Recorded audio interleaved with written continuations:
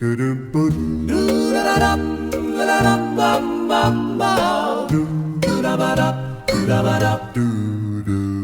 listening, keep learning, the Tom Daniel Show. Keep listening, keep learning, the Tom Daniel Show. You're listening to the Tom Daniel Show, and I'm your host, Tom Daniel. This episode is another installment in my family tree series, Tangled Roots, and this one is called The Ohio Surprise. There's a little family skeleton that I uncovered several years ago about my own grandmother, which involves a little secret that changed everything we knew about her. My sweet old grandmother had a secret, and she was probably very confident that she'd taken that secret to her grave. But a combination of online birth records and DNA testing blew the lid right off of it 40 years after she died. As it turns out, my grandmother was not the person we'd always thought she was. My paternal grandmother, Ethel, was born in South Perry, Hocking County, Ohio, on September 16, 1902. Sometime after 1913, her family moved to Alabama from Ohio, where she graduated from Sidney Lanier High School in Montgomery, Alabama in 1920. Her parents were Will and Minnie Hart, and my family always called them Granddaddy Hart and Grandmother Hart. They were both beloved relatives and are buried in Tuskegee, Alabama. A Granddaddy Hart, whose real name was Will Hart, died in 1951, and the stories are that he was a wild, animated, boisterous man. A Grandmother Hart, whose real name was Minnie Friend. Man, don't you just love that name? Minnie Friend. Anyway, she died in 1961 and was quiet, aloof, and mysterious. I was born in Tuskegee in 1960, and there's a family story where Grandmother Hart, dying of cancer, insisted on seeing me as a newborn infant, and she wasn't bluffing. To everyone's shock and surprise, she drove herself across town in Tuskegee to our house, where she got to see me and hold me just 4 months before she died. My mother always said her jaw nearly dropped off when she looked out the window to see Grandmother Hart pulling in the driveway, as she was in too much pain by then to do anything, much less drive herself across town. My own grandmother, Ethel Marie, and we called her Mamaw, was such an elegant lady, and she loved her 3 sons and 12 grandchildren. 2 of her 5 granddaughters are named after her. She was always full of charm, grace, incredible kindness, but you definitely did not want to cross her. Now, not because you were afraid of what she might do, you just didn't ever want to disappoint her. She was formidable, but in a loving way. She and my grandfather Tyson moved to Tuskegee in 1930, where she raised a family while he ran the family clothing store, Daniel's Clothing. They had 3 sons, J.T., Floyd, and my father, Gerald Lee. In 1978, they left their home in Tuskegee and moved to Auburn, Alabama, where she died of a stroke later that year. He followed her a few years later, and they're both buried together in Auburn. As a college instructor, the single most bogus excuse I ever get from students about missing assignments and deadlines is that their grandmother died. Oh, sorry I didn't turn that in. My grandmother died. Sorry I missed that. My grandmother died. Well, in my very first semester of college, my grandmother actually did die. But I now understand why none of my professors back then believed me when I told them. When we were little and all her grandchildren still lived in Tuskegee, Mamaw's house was the place to be for Sunday dinner after church. Everyone was there, including her own parents, the Harts. Yet my mother told me that on many Sundays, Mamaw and her mother, Grandmother Hart, or Minnie Friend, went off somewhere to spend the afternoon alone with each other, a private time. No one accompanied them. No one knew where they went or what they did. My mother said she always suspected that they just wanted to be alone, the two of them, mother and daughter. She said they always had a special bond between them, and everyone just kind of knew to give them their space. It was the one and only odd thing that anyone ever noticed about my grandmother. But maybe those Sunday afternoons held more significance than anyone realized at the time. A shared secret between mother and daughter? What did they talk about? About 10 years ago, when I was putting together our family tree, I noticed a nagging discrepancy between my grandmother's birth date and her parents' wedding date. Mama was born on September 16, 1902, in Hocking County, Ohio. However, her parents, Minnie Friend and Will Hart, didn't get married until October 13, 1904. Now that's more than 2 years difference and indicates something highly unusual was going on, especially for the turn of the century. Now, of course, unwanted pregnancies have always been around, but it was especially imperative back then for parents to get married before the baby came. Social norms were pretty strict about stuff like that. The social consequences for an out-of-wedlock birth could be very severe for both mother and child.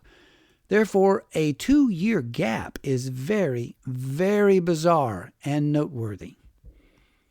Now, I can remember my father telling me that Granddaddy Hart was quite a troublemaker. Many times, my grandfather Tyson had to bail him out of jail in Tuskegee or nearby Montgomery for various harmless petty crimes. So, with that kind of reputation, I suspected that he might have been incarcerated in Ohio during that 2-year gap and couldn't marry Minnie until he was released. However, my online search of criminal records and prisons in Ohio didn't return any results. He never did time. Next, I dove into military records to see if perhaps he'd served a 2-year enlistment, but it was negative too. Will Hart had no service record, therefore never served in any branch of the military, not even the Merchant Marine. After that, I dove into the standard genealogical tools such as online records of the U.S. Census, marriage documentations, newspaper articles, and birth records. That's where the family Titanic hit the iceberg. You're listening to The Tom Daniels Show. We'll be right back.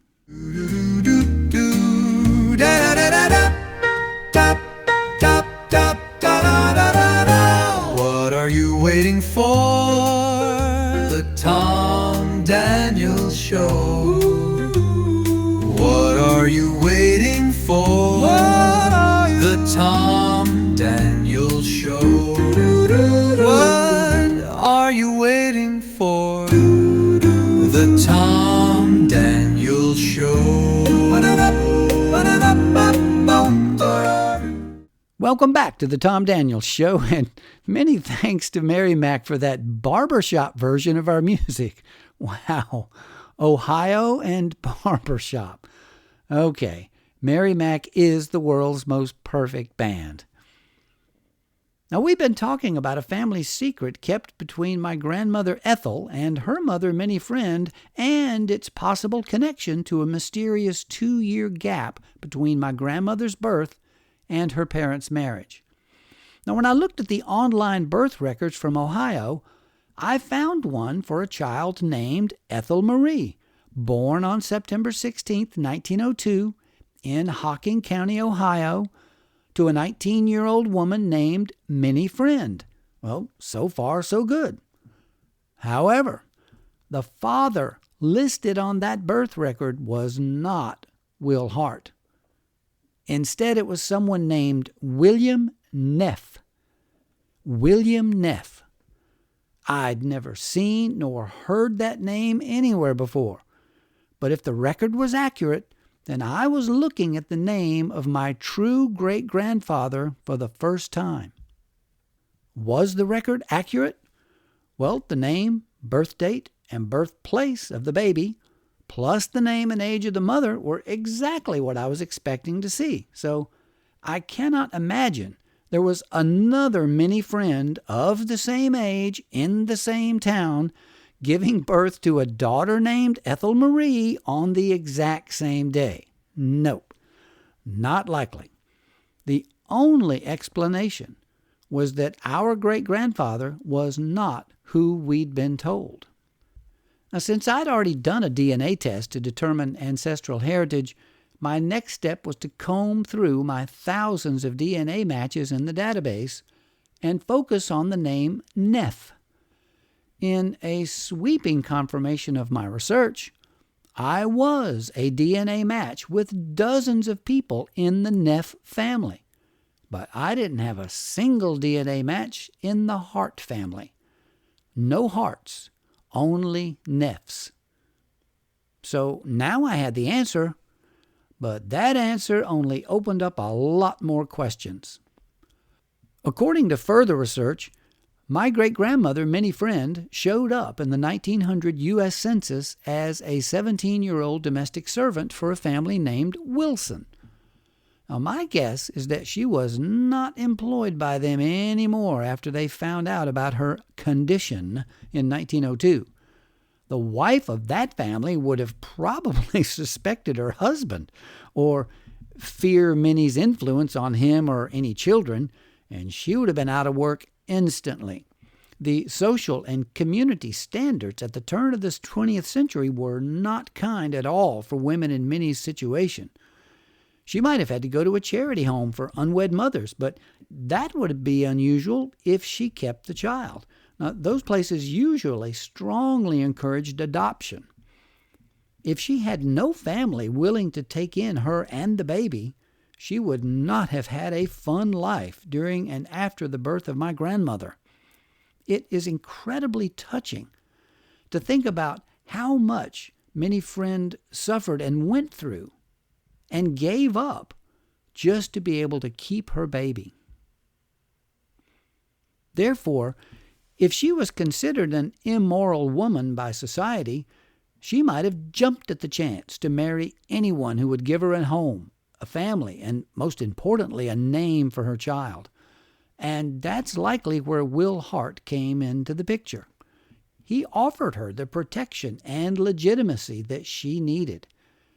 They married and moved over to Circleville, Ohio, where my grandmother grew up. Now, by the time I found out all of this, my father had already passed. So when I presented this information to my mother, she was dumbstruck. She'd never heard anything about it, and we immediately started wondering just how far back this secret reached. My mother was convinced that my father and his two brothers never knew anything about this. However, after thinking about it and considering past behavior, especially Minnie, my mother believed that my grandmother did know, but chose not to tell anyone. Now, that secret would also explain her family's sudden move from Ohio to Alabama in the 1910s, as they would have needed to escape the gossip and stigma of their old community and just get a fresh start somewhere else. In Ohio, my grandmother was the bastard child of William Neff, and she probably endured endless childhood taunts and torture. But in Alabama, her father was Will Hart, and everything was perfectly normal for her in a world that had never heard of William Neff. Nobody knew their history, and they could start fresh. My grandmother probably believed she was taking that secret with her to the grave when she died in 1978, and she could have never foreseen the DNA testing technology that would someday reveal the truth. Since my family, along with many cousins, believed that Will Hart was our biological great-grandfather, his name was frequently used in baby names also. I've got several relatives with either Will or Hart somewhere in their names, but I believe they should still carry that name with great pride. As I said, Will Hart was the only daddy my grandmother ever knew, and it would have taken an exceptional man of outstanding character to raise someone else's child in that situation at that time. He might not have been her father, but Will Hart was a good daddy. Hey, whatever happened to William Neff? Well, based on census records, the Neff family seems to have been a large, upper-middle-class family in Hocking County, Ohio. William Neff was 22 years old at the time of my grandmother's birth, and I've got no indication of how he even met Minnie in the first place, nor the status of their relationship. However, not long after the birth of my grandmother, his residence suddenly shifted to Butte, Montana, while the rest of his family stayed put in Ohio. Wow, Montana in 1902? I think it's safe to say that after he moved west and Minnie moved south, they never saw each other again.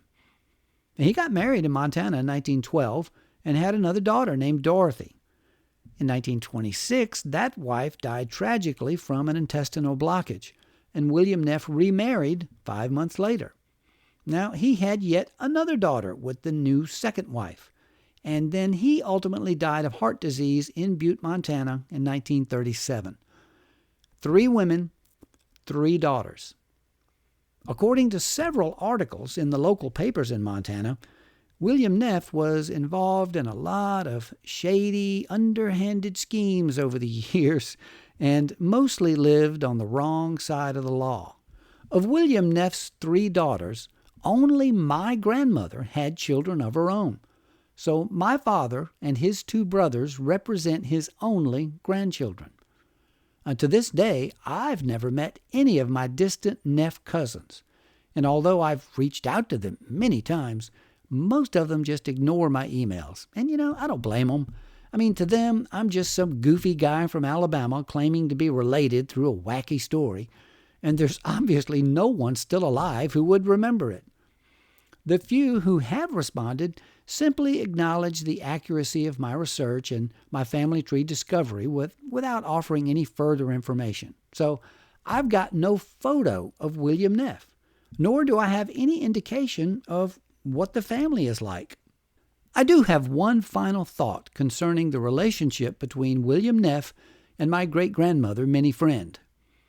I'd like to believe they were actually deeply in love with each other, except his family intervened and ended the relationship after the pregnancy. The Neffs were well-to-do, and Minnie Friend was just a domestic servant. Unfortunately, that left her with a child and no daddy in the picture. However, according to online death records, William Neff had a cousin who was 6 years older than he that died in 1896 at only age 23. Minnie probably knew her, and her young death would have been certainly tragic. And her name was Ethel. I think my grandmother was probably named after this cousin of William Neff, and I don't think Minnie would have named her child in honor of one of William's relatives if the pregnancy was nefarious in any way. I think my grandmother was truly a love child, and I think she was a constant, lifelong reminder and memento to Minnie about the one true love in her life that got away. Now, earlier, I said I'd never met any of my distant Neff cousins yet, but one night I came pretty close. Now, my wife and I have had gymnastics season tickets at Auburn for years, and we sat next to the same 30-something aged sisters for a couple of seasons, although we only learned their first names. One night, one of them sat down next to me wearing a hockey jersey with the name Neff on the back. Of all things, Neff? I couldn't believe it. Of course, I had to ask her about it, and she said it was her husband's jersey and that he was originally from Circleville, Ohio.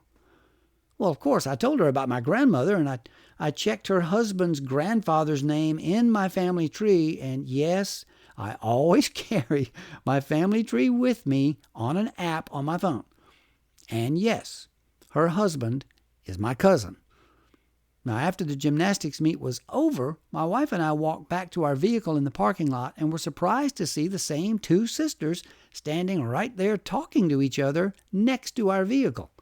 I remember thinking as we approached, how did they know that's where we parked? Well, without realizing it, The two sisters had inadvertently parked right next to our vehicle when they arrived and didn't know it was ours.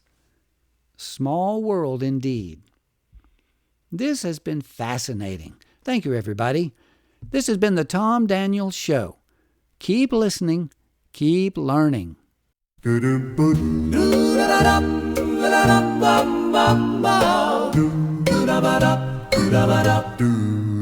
Keep listening, keep learning, the Tom Daniels Show.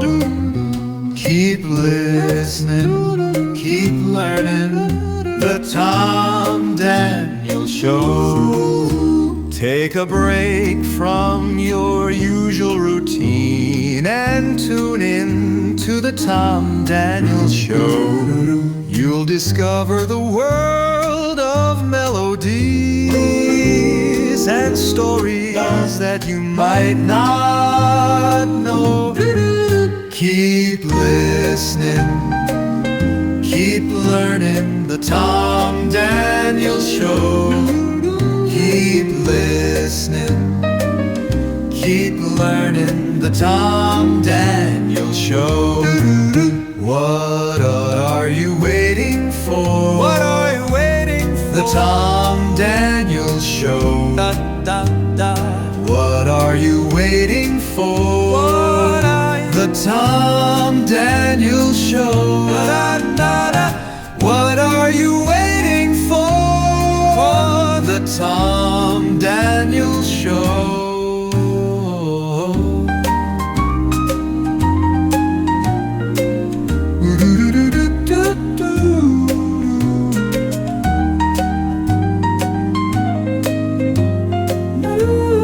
What are you waiting for? The Tom Daniels Show.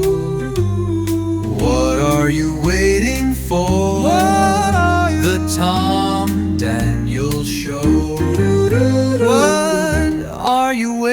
for? The Tom Daniels Show. What are you waiting for? The Tom Daniels Show. What are you waiting for? The Tom Daniels Show.